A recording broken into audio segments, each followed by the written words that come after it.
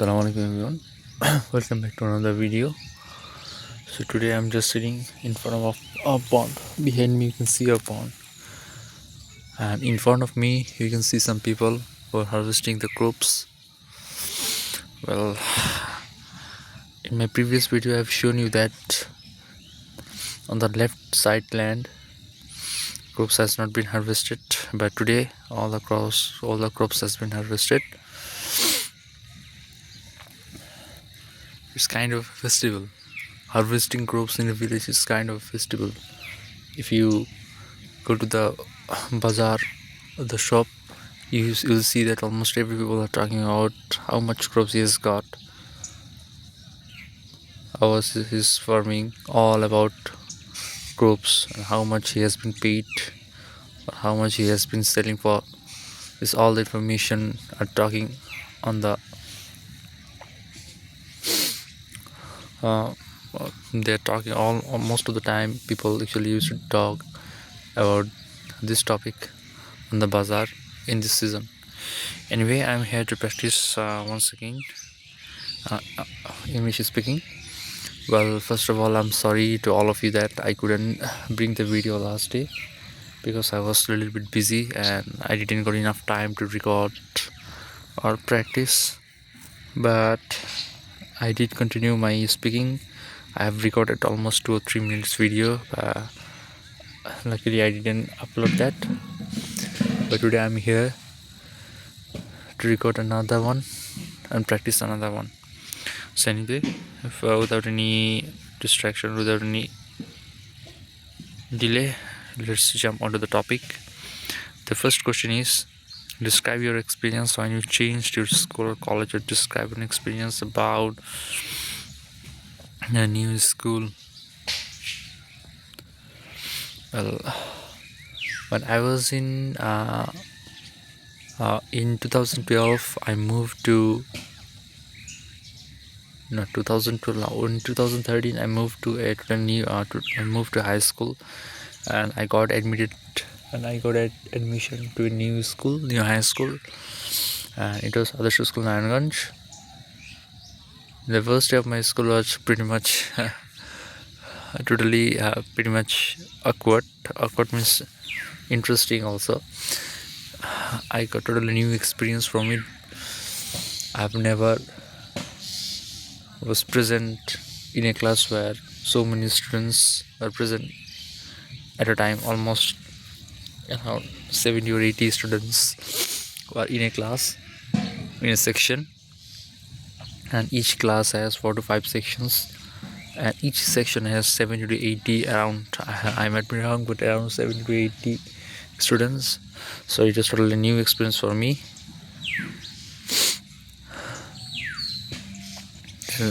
And I was pretty much excited because the school was a little bit far from my home. So in the early age, I am going to school which is not near from my home, but just a little bit far from my home. And also I'm seeing a lot of students, so I have a chance to make a huge connections with them. So that's why I was pretty much excited, but I was a little bit afraid also, because there are some students who are kind of trying to bullying you and you don't want to mess up with them. That's why it was a little bit hard for me to find out which students are good and which are not good. But overall the experience is pretty much exciting. I got new friends, new classmates, and most of them were very much happy with me and very helpful also. And fun fact is just they were also very meritorious. So the next question is, are children better at solving problems than adults? Well, a few years ago I saw a video on Facebook where Chinese children who might be in kindergarten, who's solving a complex mathematical problems, and which is I feel like wow, it was totally wow. a huge complex problem has been solved by children, and I've seen that most of the young people couldn't solve that problem.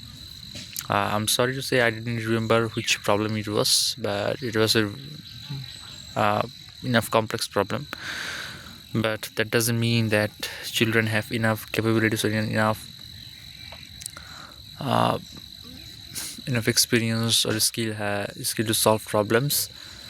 And they are totally new to problem solving. Yes, it is true that they have a really sharp brain. They can use the brain to solve many problems, but in order to do that, you need a proper practice, which is not possible for them in that age because they are too young. So in that point of view, I would say that adults have much more skill to solve a problem. As an graduate from high school, I feel like problem solving is a skill, so we need to build up it. So it's not a built-in genius from God or something like that. It's a skill. So the next question is, if people move frequently, it is better to stay in one house all time. Well, it totally depend on the people or the family. I would like to stay in one house.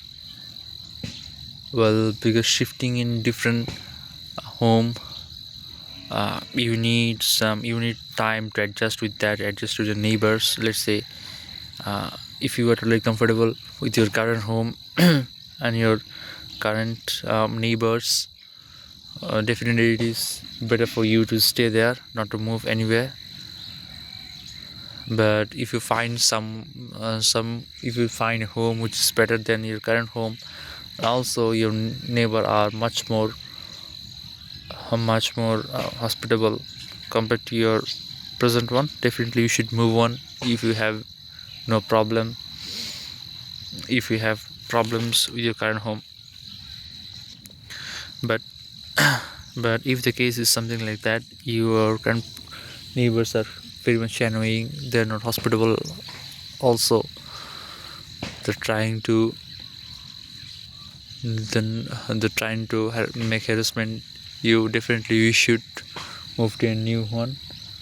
But before before moving to a new home or shifting to new home, you must ensure that their home is perfect for you and your family, and also your neighbor are much more uh, hospitable or helpful compared to your current one. If you can make sure that, definitely shifting home or moving to a new location will be a great decision for you. The next question is, well, I've passed almost 8 minutes. It's interesting that I'm making longer videos because the more I will speak, the more I will get fluent. I have passed almost 15 days, and my 15 days experience reflect that I have gained a little bit more confident in speaking. I have gained a little bit more fluency and speed in my speaking.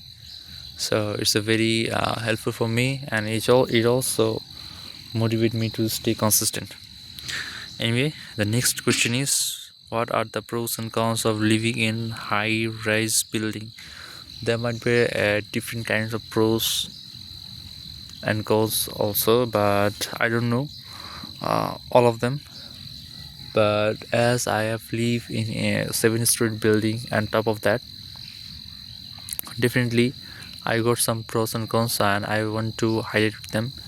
The pros, if I just talk about the pros now, the first pros I would say, uh, you get enough airflow.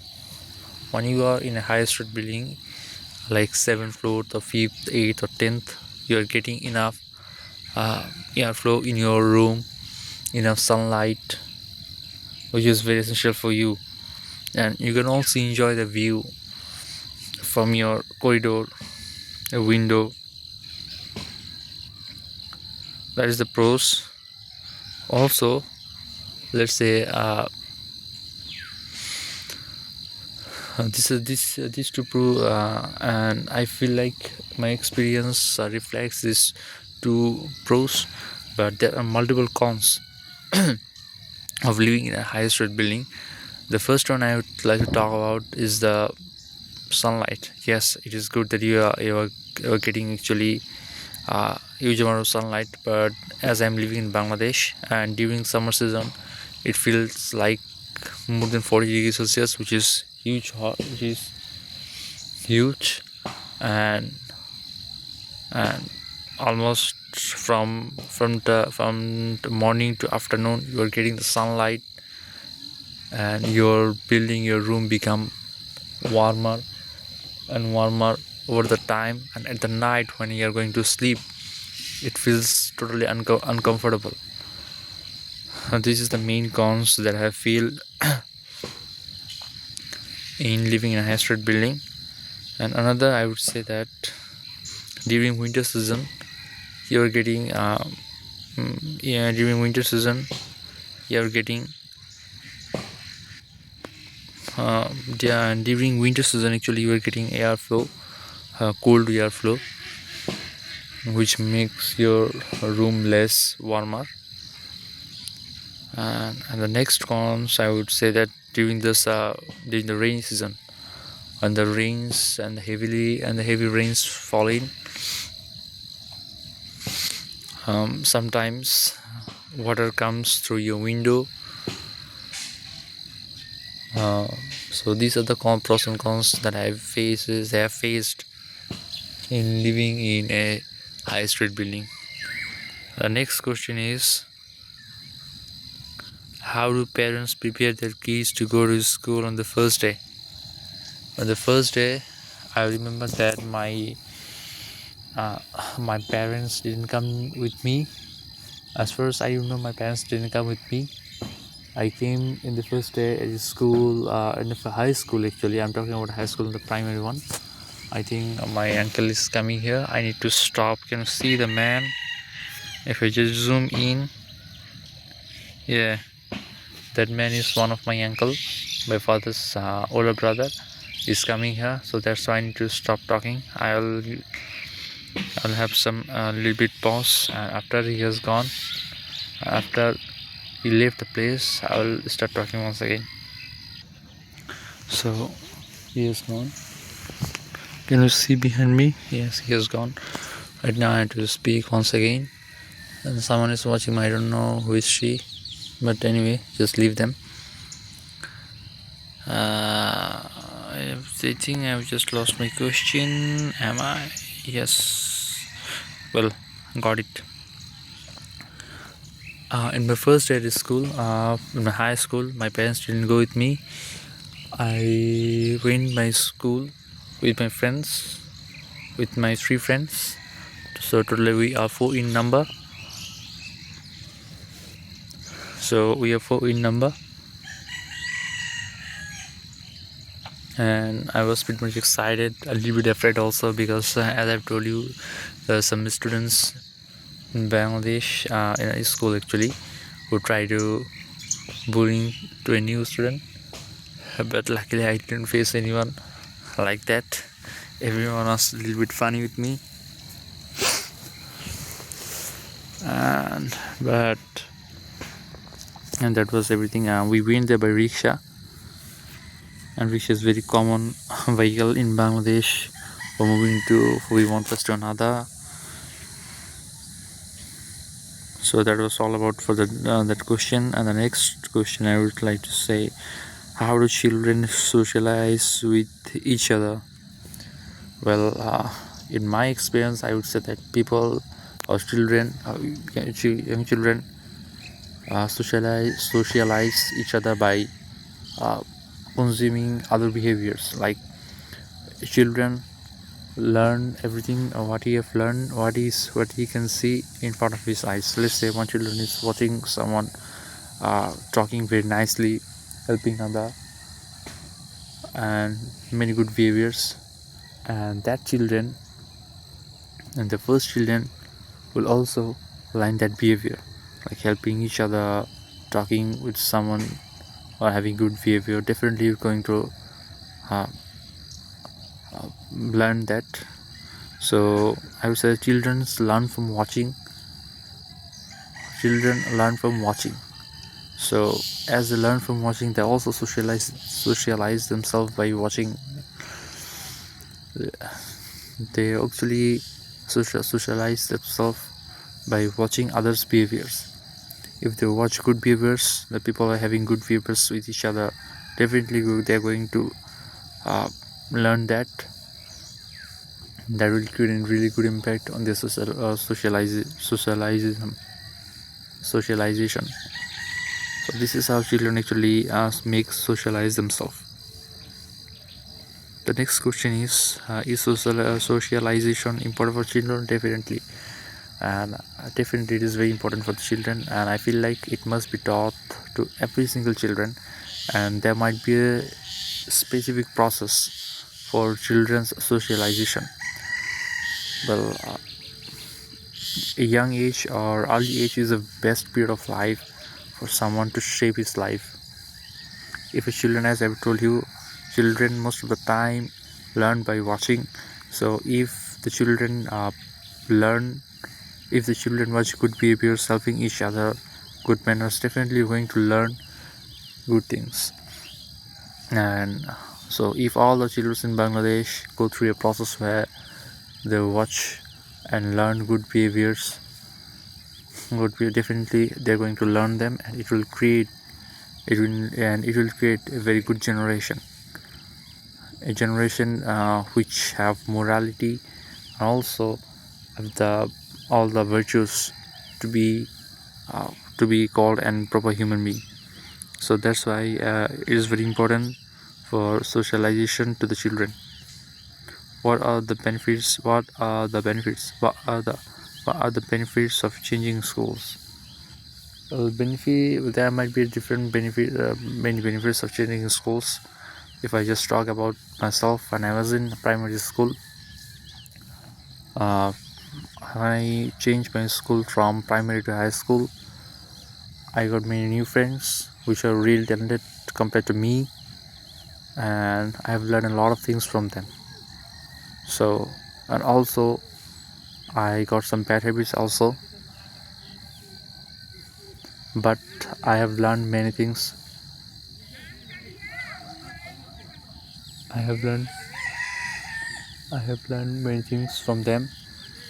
So I would say that uh, it depends on the children and the school. It depends on the school. Let's say if you are changing to a school where you are not the smartest in the class, there are many students who are smarter, who are much more stronger, smarter, and intelligent or um, uh, intelligent compared to you. Definitely yeah, it is very good decision for you to change your school, and you are going to learn a lot of things from them, because behaviors affects each other.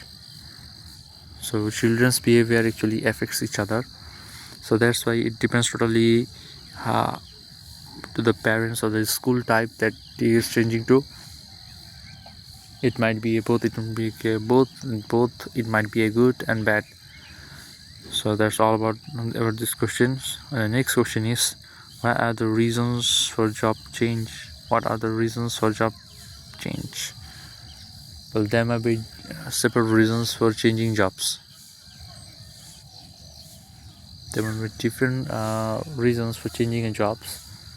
Let's say most of the people change jobs if they are totally uncomfortable with that.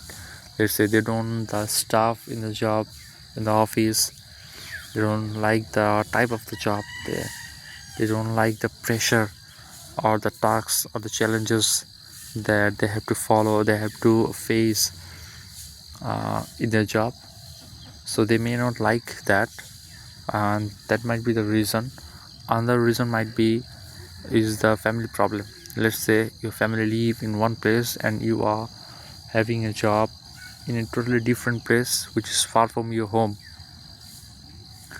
And as we Bangladeshi most of the time like to live with our family, so if the person get any job in his home district, definitely he is going to change his job.